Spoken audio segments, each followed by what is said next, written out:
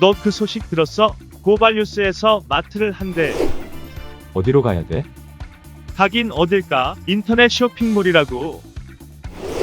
포털에서 고발마트를 검색해봐.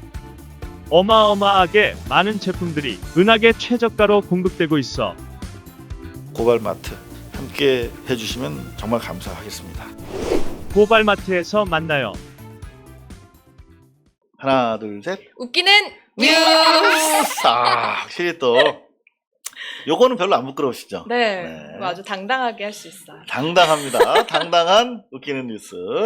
자, 트럼프 대선이 28일 정도 남았는데요. 네, 트럼프의 마지막 반전 쇼가 한반도에서 펼칠지 모른다. 요거는 제 오랜 기자질을 통한 관측을 한번 오늘 해보겠습니다. 예언을.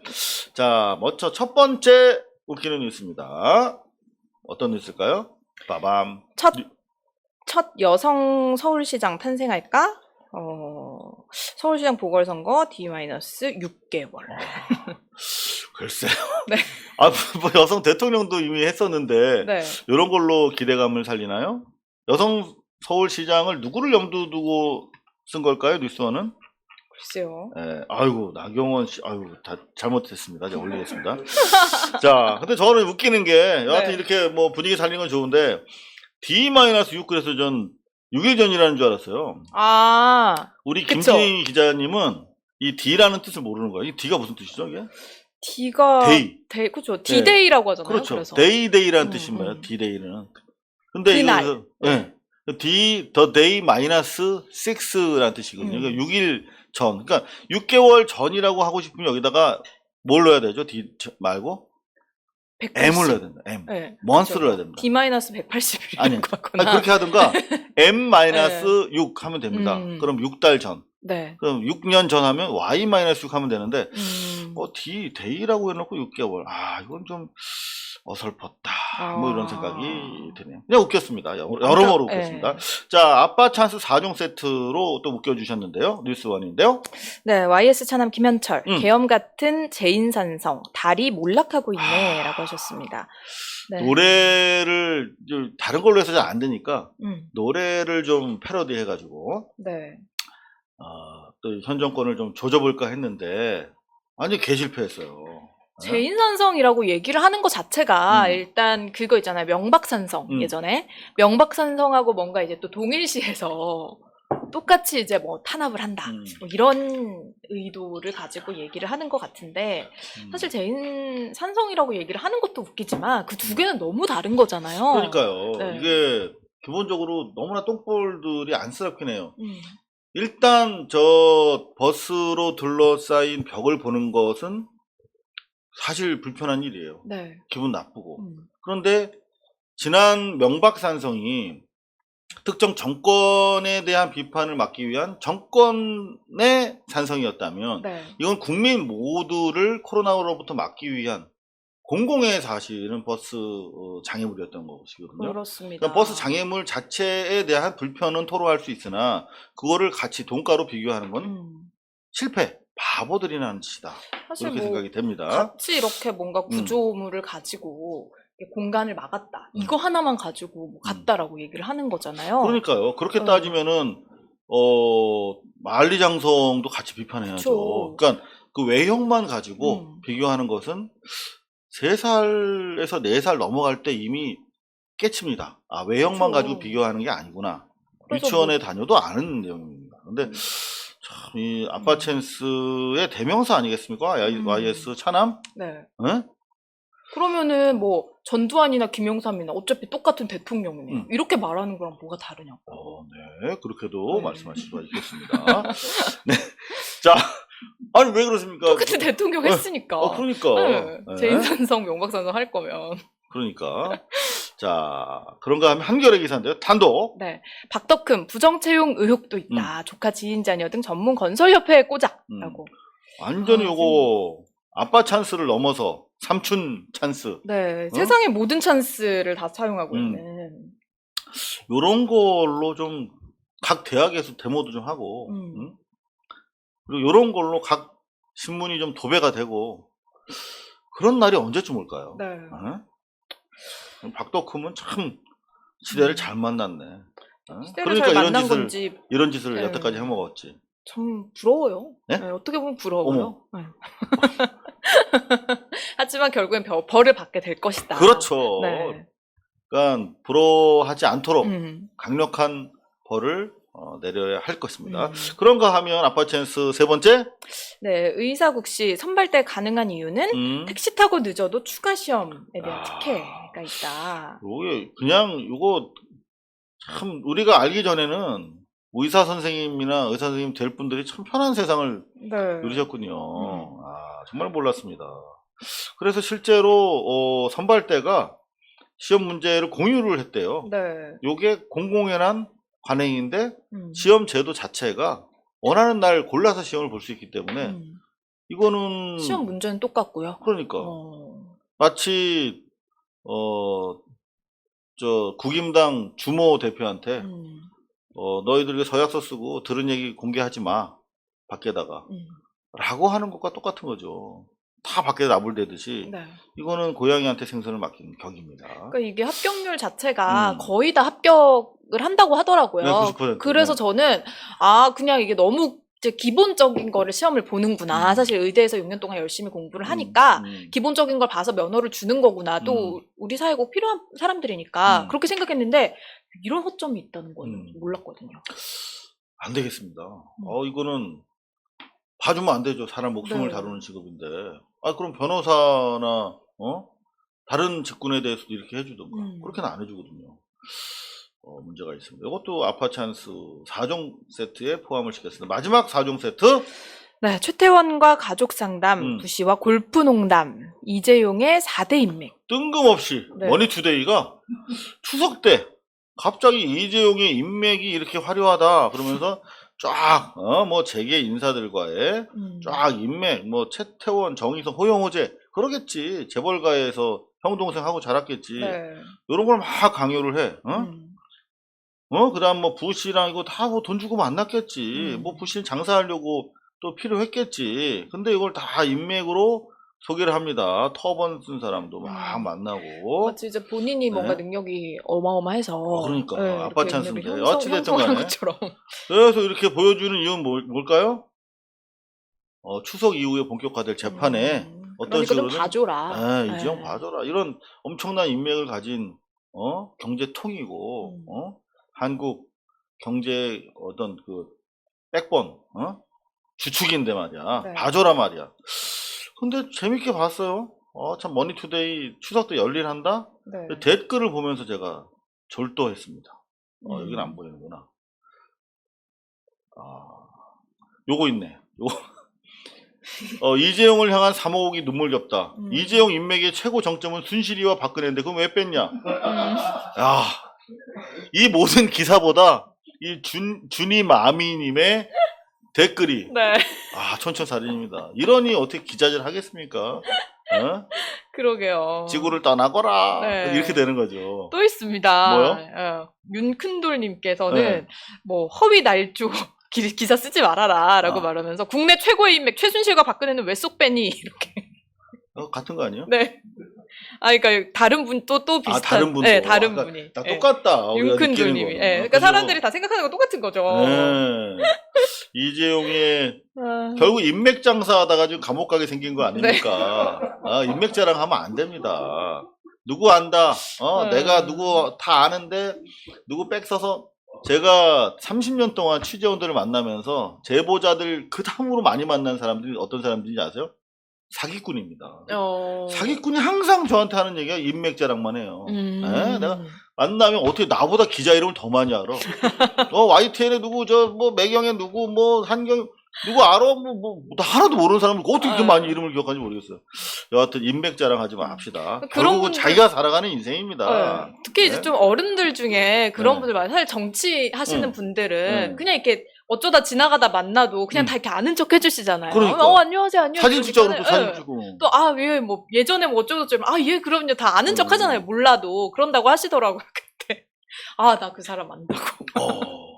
이렇게 얘기하시는 제가 밤 분들이 11시 이후에 네. 가급적 전화를 안 받아요. 네. 아는 분이라도. 술자리에서 그렇게 전화를 합니다. 술 먹다가 이제 이상호 얘기가 나오면 음. 아유 그 친구 내가 키웠어. 아이고 막 이렇게 하신대요.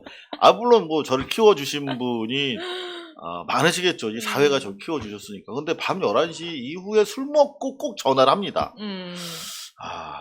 제가 그래서 이제 그런 분들이 많이 줄었는데요. 네. 정말 참 이게 인맥을 참 좋아하시는 분들이 많아요. 자, 민경욱 스페셜 한번 들어갈까요? 네. 민경욱 씨 연휴 때 좀 큰 웃음 주셨어요. 네. 추석 연휴에 미국 대법원 앞에서 4.15 부정선거 배후에 중국이 있다. 요거 트럼프가 좋아하는 표현인데 그러게요. 트럼프한테는 별로 도움이 안 될 것 같아요. 근데 이거 대법원 앞에서 이런 말을 했다 그러는데 사진은 백악관을 썼어요. 그죠. 안타깝습니다. 이균진 기자. 이런 거 누가 만들어줬을까요? 되게 귀엽게 그리고 잘 만들었네요. 사우스 코리아스 네. 데모크라시 데드. 색깔도 다 다르게 해가지고. 야, 요거는 상당히 이쁘게 만들었어요. 네, 최근에 본 귀엽게. 손팻말 중에서는 네. 제일 귀여운 상입니다. 그리고 네. 민경욱 기자 빨간 넥타이 역광인데 얼굴이 저 같으면은 라이트를 치든가 옆으로 좀만 쓰세요 이렇게 해서 45도로 돌려서 찍어도 되는데 역광에다가 너무나 안 좋아요. 근데 뭔가 이게 광이 너무 또 많이 들어오면 이게 약간 투사의 이미지가 없어지거든요. 그래서 일부러 빛을 등지고 찍은 게 아닐까. 안타깝습니다. 요 같은 요 손팻말 요 분이 나름대로 요거 제가 봤을 때는 그 미국에 가면 K마트라고 있어요. 한인 상점에 네네네. K마트 쪽에 무슨 뭐 포테이토 이불 뭐 그리고 이렇게 라면 파티용품 파티용품 같은데 파는 거 이런 걸 수도 있을 것 같아요. 그런 거 쓰시는 분이거나 파티용품으로 얼굴은 역광인데 여하튼 대법원 앞이라고 그랬는데 백악관인 거 뒤에. 이분도 기자시잖아요 원래는. 누가요? 이 민경욱 씨가 네 기자 문화부장을 마지막으로 하고 그 다음 날 청와대로 갔죠. 특이한 문화부 부장이었습니다. 네, 그냥 뭐 기사 같은 건 저희는 뭐 전해드릴 필요는 없을 것 같아요. 한 장의 사진이 모든 걸 얘기하고 있습니다. 뭐 다 계획이 또 있으실 것 같아요. 역광인 게 너무 아쉬웠어요. 좀 카메라 좀 아는 분이면 좀 옆으로 비껴서 찍었으면 좋았을 것 같은데 기왕 간 거. 근데 이분이 지금 코로나 와중에 미국으로 쓸데없는 여행하고 있는데 이걸 또 조지는 사람은 별로 없어요. 그죠? 아니, 이분이야말로 이렇게 있다가 또 돌아오실 거 아니에요. 또 자가격리 또 중간에 또 뭐 설치고 다닐 가능성도 큽니다. 한국 민주주의 죽었다. 요거는 여기는 제대로 썼네. 백악관 앞 피켓팅. 그러네요. 민주주의가 위험에 처했다. 지금 여기 가면은 코로나 걸린 사람이 있는데. 좀 들어오라 그래서 얘기를 좀 나눠. 조심하셔야 될 텐데. 봤으면 좋았을 텐데 말이죠. 다행입니다. 드낫 엔터라고 써있네요. 요거 돌아가지 말라고 읽은 것 같습니다. 조심하지 않으면 그대들이 다음번 희생양이 될 것이다. 취지는 뭐 좋은 것 같은데 모르겠네요. 여하튼 뭐 근거가 약간 빈약한 것 같아서. 그런가 하면 또 민경욱 씨가 여하튼 추석 내내 계속 많은 웃음을 줬어요. 네, 그렇습니다. 시민단체가 김창룡 또 경찰청장을 개떼두목이다라고 비난을 했어요. 그래서 이분이 고발을 당하셨습니다. 미국에 계신 와중에. 15만 경찰을 모으겠다. 이 개떼 두목이다. 제가 좀 소송을 많이 당해봤잖아요. 네. 제가 딱 보면 견적이 나옵니다. 요거는 벌금형 나옵니다. 200만 원 정도 예상해 봅니다. 모욕죄. 너무 적은 거 아닌가요? 죄송합니다. 더 때려드리고 싶은데 이제 과학적으로 개떼두목이라고 했을 때 모욕죄로 200만 원 나올 가능성이 한 50% 정도 됩니다. 사실 이런 분들은 50대 50. 고발 당했다고 하면서 이렇게 그 유튜브에서 방송 한번 하면 또 그 보스코인 많이 들어온대요. 그러니까 그러면 벌금이 뭐가 무섭겠어요. 200만 원 벌금 나왔다고 또 모금을 합니다. 야. 그러면 벌금보다 더 많이 걸쳐. 들어온다고. 이런 분들은 좀 무료 급식 서비스를 좀 해드려야 되는데 말입니다. 개떼 두목. 요건 안 되죠. 개떼 두목. 요건 선을 넘었습니다. 검찰청장한테 이런 소리 못 하면서. 그리고 실제로 이제 DJ DOC. 요 친구들 오랫동안 저랑 교분을 쌓고 있습니다. 음. 요분들 이제 형사사건 있을 때마다, 네. 형사사건 관련해서 상담도 좀 해주고 그러다 보니까 친해졌는데, DJ DOC가 과거에 포졸이라고, 요 DJ 철이, 요 양반이 또 훌륭한 DJ이고. 여하튼 간에, 포졸이라고 얘기했다가, 무리를 잃은 바 있어요.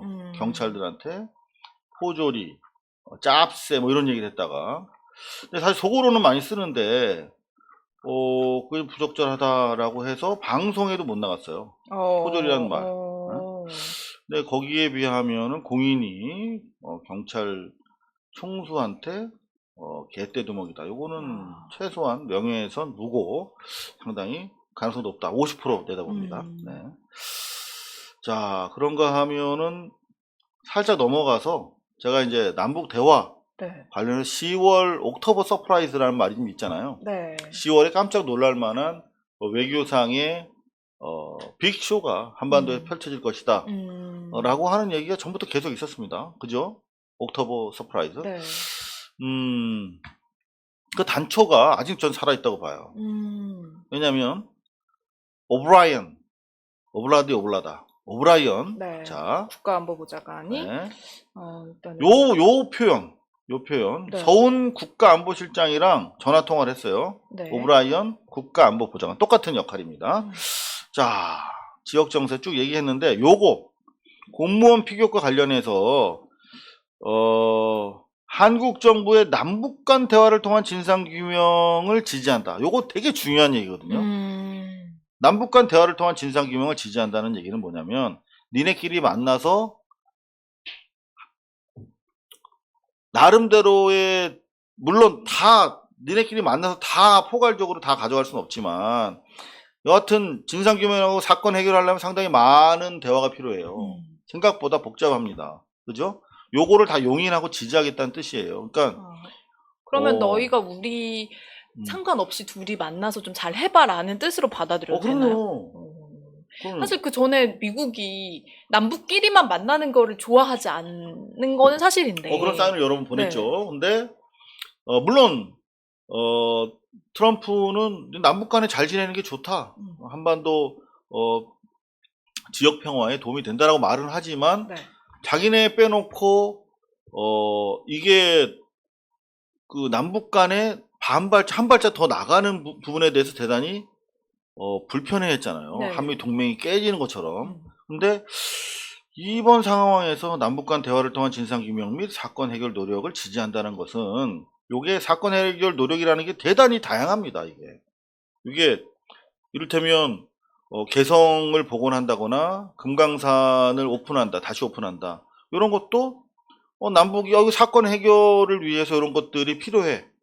라고 주장할 수 있어요. 통신선 복원은 기본이고. 그랬을 때 의외로 10월 중에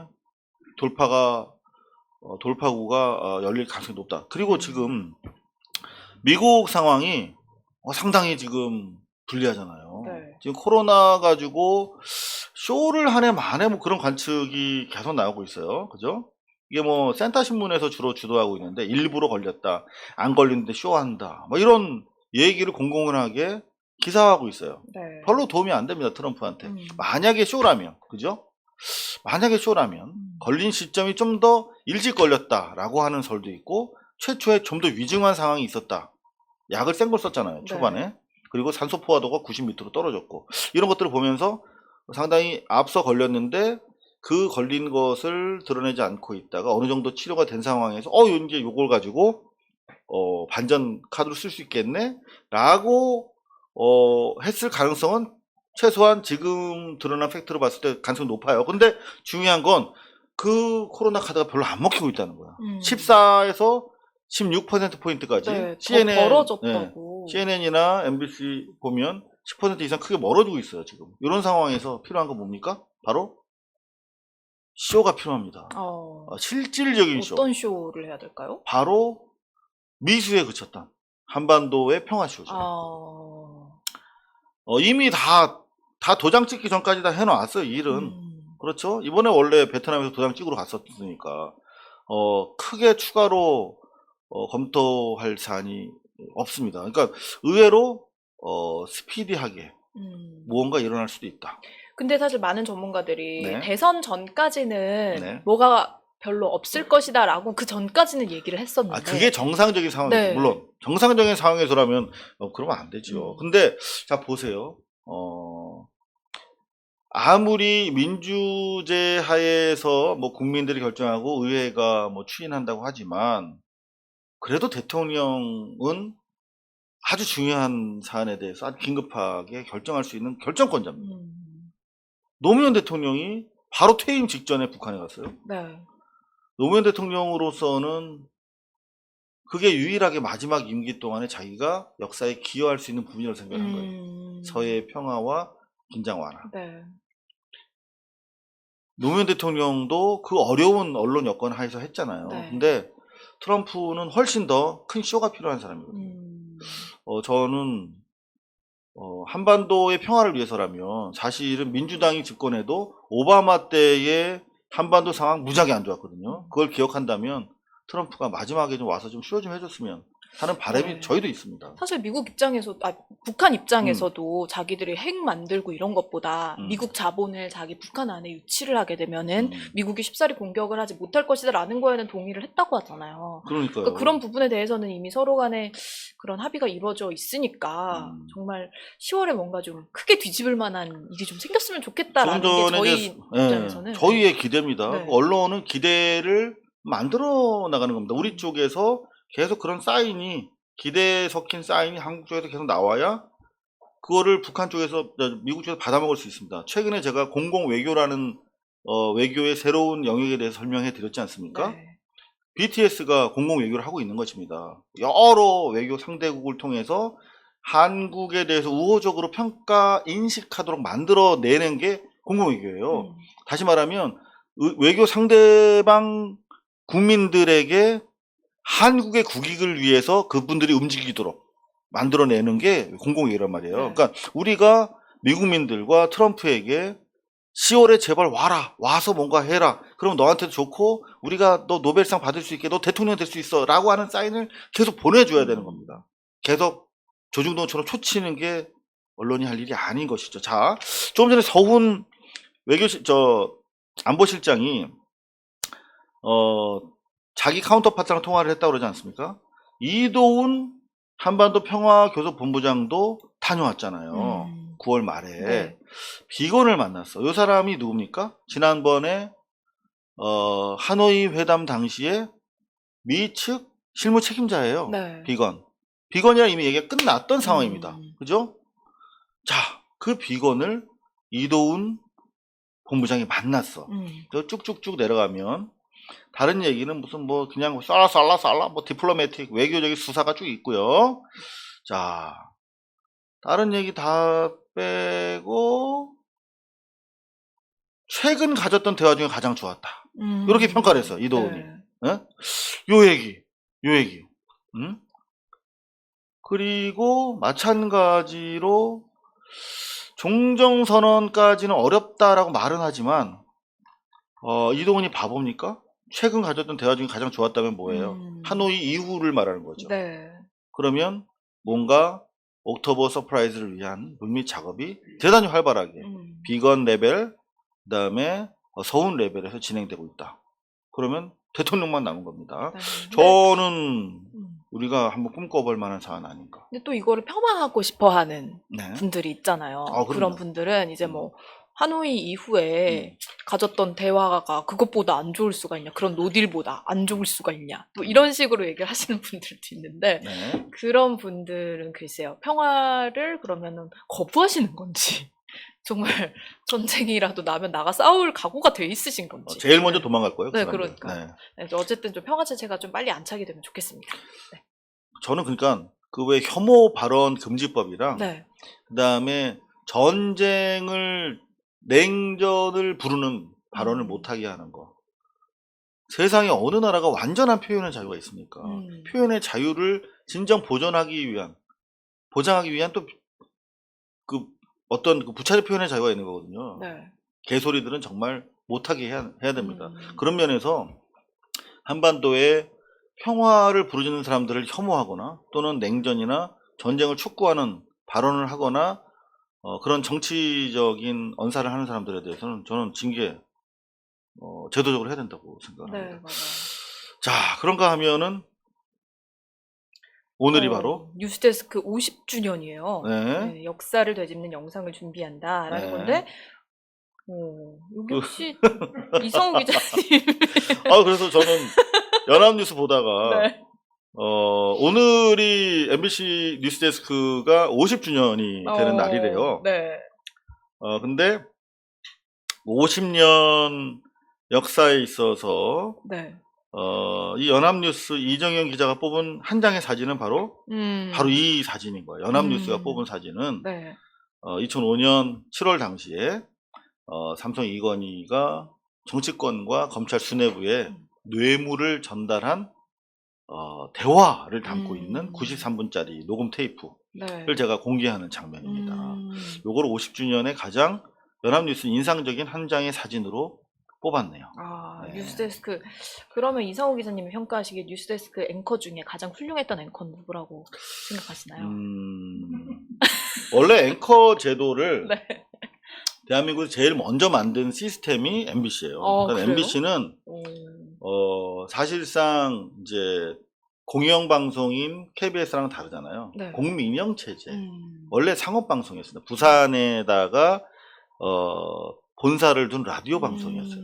근데 부산에 본사를 둔 라디오 방송인데 상업방송이야. 그러니까 훨씬 빨라 KBS보다. 뭐가 막 더 상업적이야. 이른바 더 시민적으로 더 낮게 방송을 하는 거야. 현장에서. 그래서 네.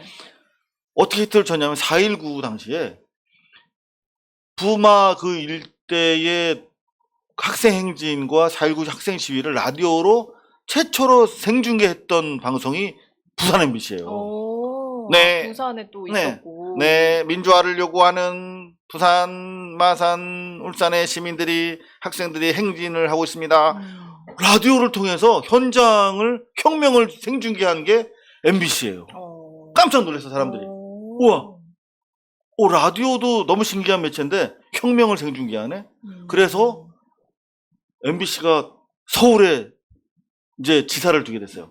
그게 인사동에 있는 지물포 2층에서 시작합니다. 그래서 지금도 서울 기자, 야근 기자들이 이제 부산에서 사건이 나서 뭐 그림을 쏴달라고 할 때 본사인데요 그러면 전화 안 받습니다.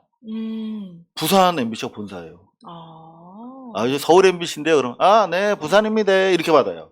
네. 여하튼 제가 드리고 싶은 말씀은 뭐냐면 항상 변화에 민감했어요. 그거 원래 MBC의 정신입니다. 그래서 50년 전에 처음으로 한국에서 앵커 시스템을 도입한 거예요. 네. 그 전에는 앵커가 없었어. 그냥 이렇게 사람이 안 나왔어.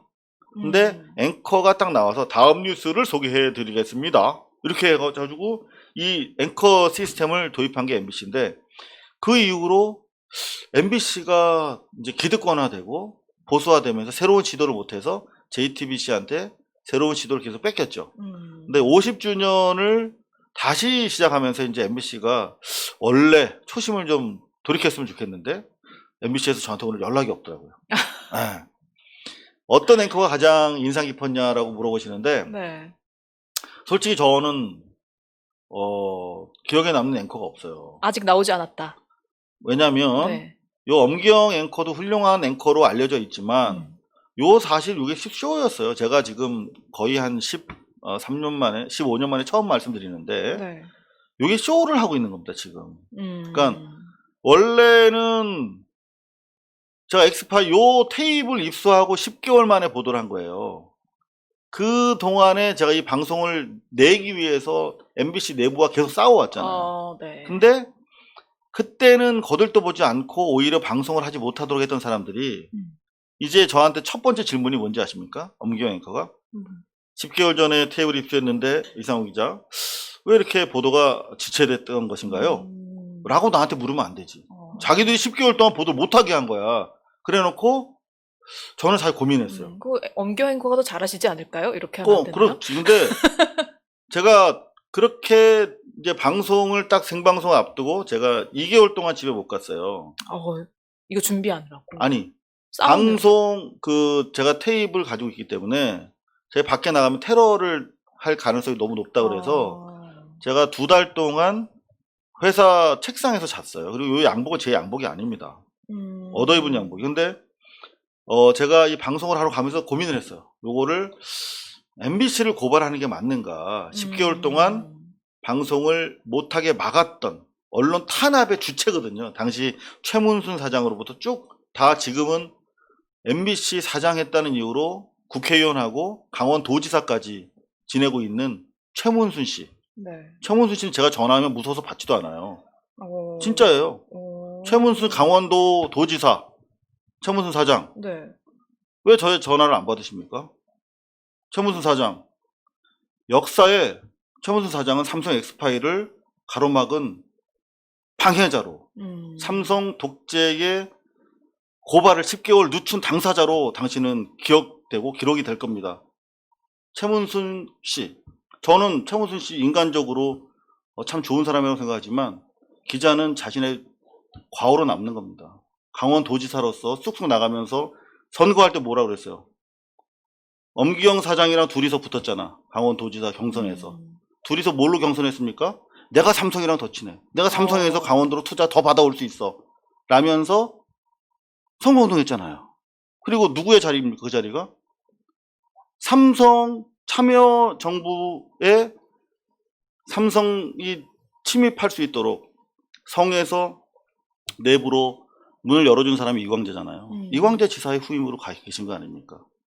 최문순 지사는 제 전화 받으시고 저랑 한번 대화합시다. 그리고 솔직하게 사과하고 다시 시작해야 됩니다. 그게 MBC 50년을 다시 새롭게 쓸 수 있는 일입니다. 요날 제가 되게 고민했어요.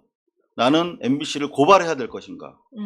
아니면 내가 여기서 10개월 동안 왜 보도가 되지 않았나요? 라고 할 때 제가 취재하느라고요. 부족한 게 많아서요. 라고 제가 뒤집었었거든요. 그리고 사법 처리도 저만 받았잖아요. 통신비밀보호법에 따르면 그 보도 책임자가 통신비밀보호법상의 피고인이 되는 겁니다. 저는 이거 가져와서 취재한 보도한 20명 기자 중에 한 사람이잖아요. 근데 제가 사장, 보도국장, 최문순 씨 그리고 또 신모 보도국장의 모든 책임을 제가 뒤집어 쓰고 전과자가 됐어요.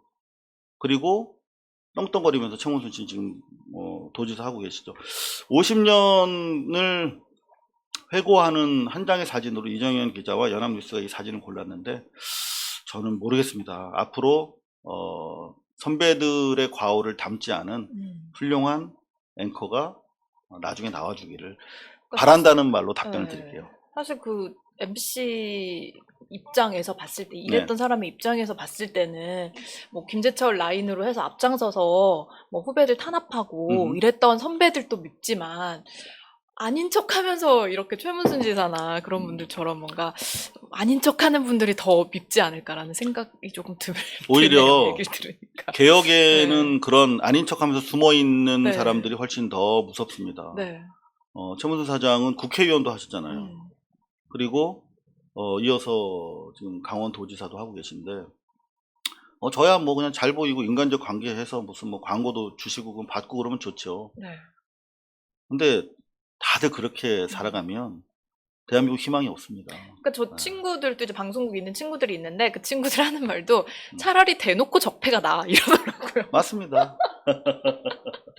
그 대놓고 적폐 말고 대부분 이런 그 최문순 지사 같은 오퍼튜니스트들, 기회주의자들 드러내지 않고 기회를 타서 자기 입신 영달하는 사람들이 훨씬 더 개혁의 장애물이다 이렇게 생각을 합니다.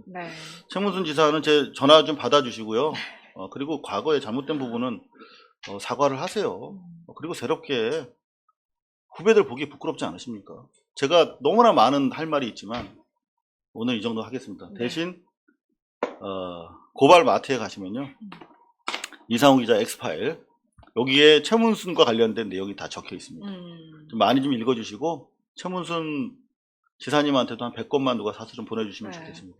해시태그 네, 여러분. 해시태그 한번 해주세요. 최문순 전화 받아. 해시태그. 네, 이상훈 기자 엑스파일 고발 마트에서 절찬리 판매 중입니다. 요거 마지막으로 하나만 더 네. 웃기는 뉴스에서 다루고 마무리해야 될 것 같아요. 김부선. 조선일보 기사인데요. 음. 이제 그 해양수산부 공무원에 대해서 배우 김부선이 녹취록을 공개하라. 뭐 좌파더라. 괴물은 되지 말자라고 하셨는데 정말 괴물이 누군지 저는 다시 한번 이분께 되묻고 싶어요. 저희가 누차례 걸쳐 말씀드리는데 언론은 선택을 할 수 있고 배제를 할 수 있는 권한이 있습니다. 그건 이제 소위 편집권이라고 하는데 썩은 사과는 제사상에 올리면 안 되죠. 김부선 씨의 발언에 대해서는 우리가 신뢰할 여지가 이제 없습니다. 그러면 알아서 도려내야 되는데 계속 제사상에 올리고 있어요. 바로 조선일보가 하는 짓입니다. 근데 문제는 조선일보뿐만이 아니라는 거죠. 우리가 알 듯 모를 듯 뉴스원 같은 상업 통신사는 물론이고 많은 매체들이 올리고 있습니다. 그냥 이용해 먹고 버리는 건데 네. 이분들은 그냥 이용당하는 걸 즐기시는 건지 아니면 정말 그러니까요. 모르시는 건지 네. 안타까워요. 네, 안타깝지만 웃겼습니다. 네. 웃기는 뉴스 여기까지 마치겠습니다. 고발뉴스는 여러분의 자발적 후원에 힘입어 운영되는 대한매체입니다. 자본과 외압에 흔들리지 않는 언론으로 키워주십시오. 후원 신청은 지금 고발뉴스닷컴에서 접수 중입니다. 여러분의 많은 참여를 부탁드립니다. 감사합니다.